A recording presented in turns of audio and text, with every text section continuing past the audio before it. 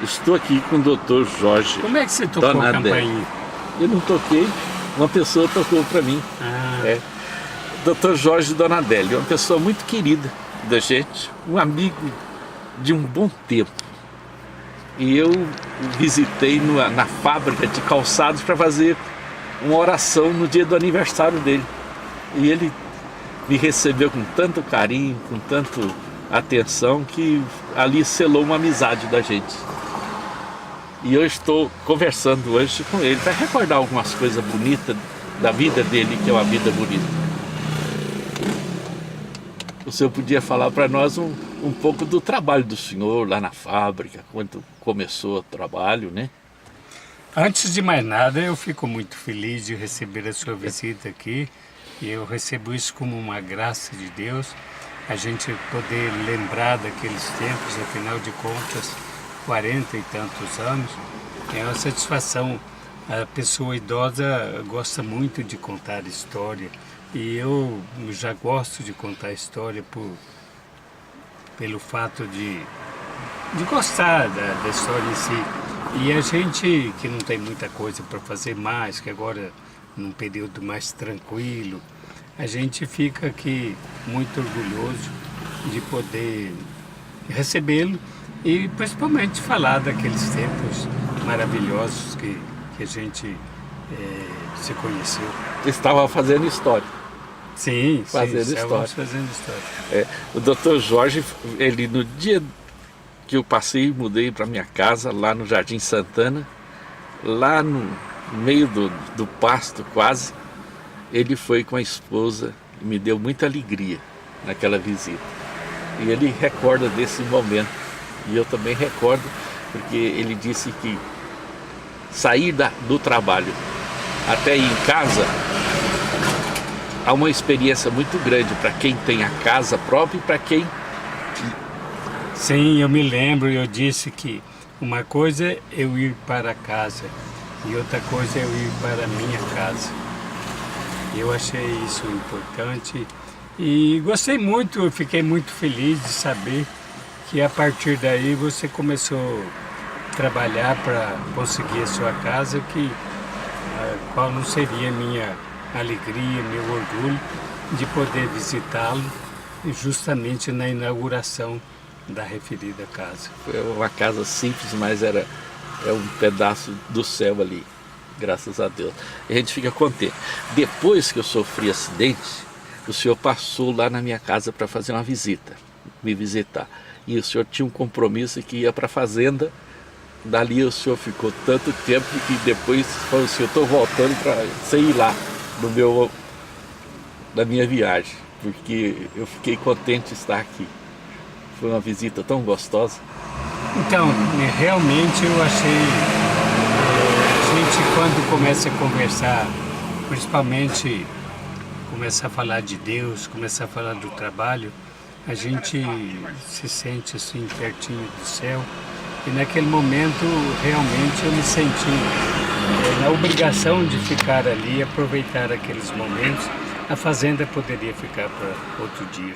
Outro tempo. Muito obrigado. E a gente fica honrado. O Dr. Jorge tem uma experiência muito forte na parte espiritual, porque ele participa ativamente, né, na igreja católica, né? Sem dúvida, eu participei de vários movimentos. Eu pertenci ao Clube Serra, que ampara as vocações sacerdotais. Eu fiz curso de noivo, fiz curso de encontro de casais, e o cursilho. Eu fui ministro da Eucaristia durante muitos anos. Eu tive muitas boas experiências na igreja, aprendi muita coisa da igreja. Tive a honra de ser recebido pelo Papa João Paulo II lá no Vaticano e tive a honra também de receber em minha casa, onde foi hospedado o Núncio Apostólico. A gente tem algumas vivências inesquecíveis.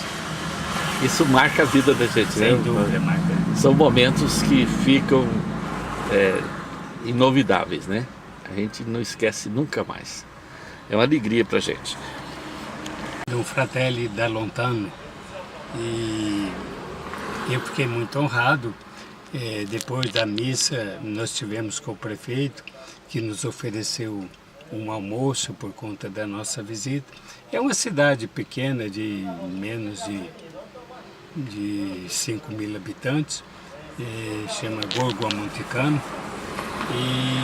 E lá eu tive algumas experiências, cheguei a encontrar com parentes, que provavelmente parentes com pessoas da família Donadelli. Aliás, tinham 3 representantes na cidadezinha, 3 famílias. 2 estiveram presentes nesse almoço que nos foi oferecido. E um estava doente, não pôde comparecer. Mas nós vivemos momentos emocionantes por conta dessa viagem. Depois disso, a gente fez um pouco de turismo, a gente viajou também para o sul. Não consegui identificar a cidade da minha mãe, que era, ou melhor, da minha avó materna. Mas eu visitei a Itália por várias vezes, tive muito boas experiências e tenho orgulho de ser descendente daquela gente. A gente, que bom, doutor. Agora eu vou só dar mais uma pausa. Falando, a mãe do senhor é italiana ou nasceu no Brasil? A minha mãe nasceu no Brasil, mas a minha avó, ela veio casada, e a minha avó e meu avô maternos, eles vieram casados. Meu tio mais velho nasceu na Itália, minha mãe nasceu no Brasil. No Brasil. Ela viveu quantos anos? A minha mãe faleceu muito nova, ela faleceu com 46 anos. Ela teve 13 partos, aliás, 13 gravidezes e criou 11 filhos. 11 filhos? Eu sou o 10º. O 10º filho? E, não obstante, ela morreu muito nova, 46 anos. 46 anos. A avó do senhor, que era idosa, que o senhor conta num livro da experiência, como que é uma pessoa? Essa minha avó, quando eu a conheci, ela já estava com aqueles traços da velhice, o rosto todo enrugado, a mão fria, mas todos os dias eu tinha quase que como uma obrigação imposta pela minha mãe, que era para ir tomar a bênção da minha avó. E sempre que eu chegava lá, ela tinha alguma coisa de ouro debaixo do travesseiro para presentear os netos. E às vezes eu chegava lá, menino,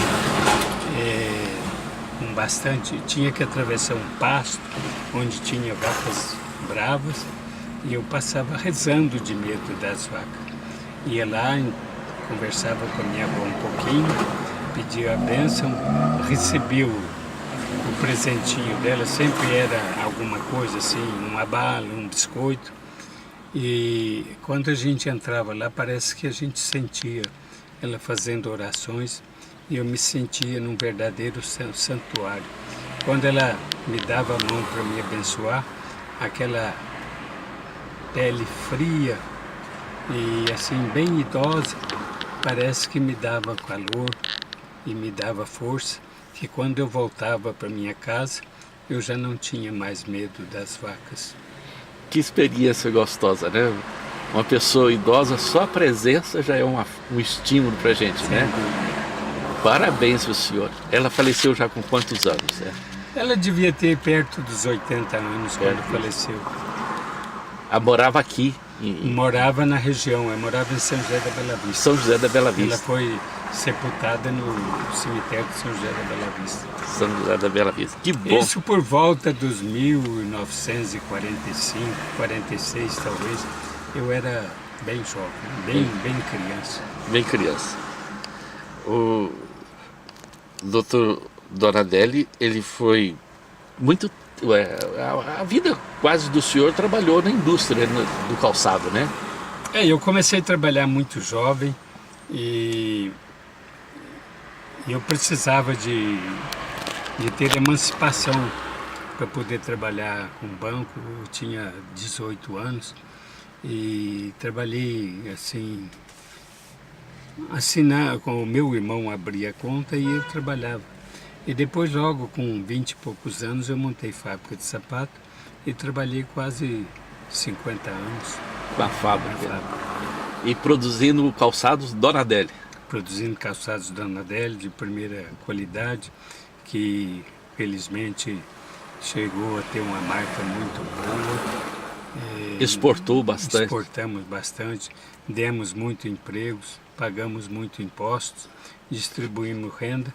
Eu espero que eu tenha ajudado a crescer, porque quando eu comecei com a fábrica, a cidade poderia ter mais ou menos uns 70, 80 mil habitantes. E Sim. quando eu parei, ela já tinha mais de 300. E eu espero que eu tenha ajudado a crescer um pouco a cidade. O senhor fez parte do crescimento dessa cidade. Porque quando o senhor começou aqui, a Franca era bem pequena, né? Ela devia ter cidade. uns 75, 80 mil habitantes. Gosta?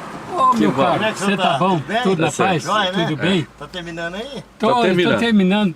Olha, Opa. toca a campainha ali, entra lá, me espera um minutinho. Ô, doutor, aí eu já estou saindo. Olha, a indústria do calçado teve uma participação muito grande na construção dessa cidade, né? Até hoje, Franca é a terra do calçado. Eu costumo dizer que a indústria de calçado foi, vamos dizer assim, a grande força propulsora do progresso da cidade. Porque quando surgiram as primeiras fábricas de sapato no começo do século passado, Franca tinha 40 mil habitantes. E hoje nós estamos com essa bela cidade, essa maravilha de cidade. Sem dúvida nenhuma foi por conta do calçado que ela cresceu. Porque diz a história que Franca estaria crescendo e depois ela sofreu a concorrência com o Ribeirão Preto por conta da construção daquela ponte do Delta. Do Delta. Aqui na nossa a passagem de São Paulo para Minas Gerais e Goiás era aqui pela Epifanha. O Rei Faina. Exato. E quando construíram a ponte e ligou em Anhanguera ao estado de Minas, aí Franca começou a perder o crescimento para Ribeirão Preto. Mas veio a indústria de calçados, e eu quero crer que tenha sido aí, que a cidade começou a crescer por si só. E já teve um alto crescimento. Eu vou contar uma coisa pro senhor. Por que chama aterradinho? Eu vou contar. Conte. É por causa era a passagem ali dos Peixotos da ponte e as pessoas tinham medo de passar, então eles faziam comitiva, porque tinha muito assaltantes e era muito terror, era muito medo. E o aterradinho não é por causa de aterro, mas é por causa de terror. Eu fiquei sabendo disso. Aterrorizados. E por isso que chama aterradinho. Eu fiquei sabendo isso aí por causa da história, porque era passagem da riqueza, principalmente do diamante, né? E eles ficavam com medo, porque eles tinham muito assaltante ali. É bom, né, a gente conhecer isso. Doutor Donadelli, que alegria pra gente, viu? Fiquei contente. Muito obrigado, eu fico muito feliz de recebê-lo.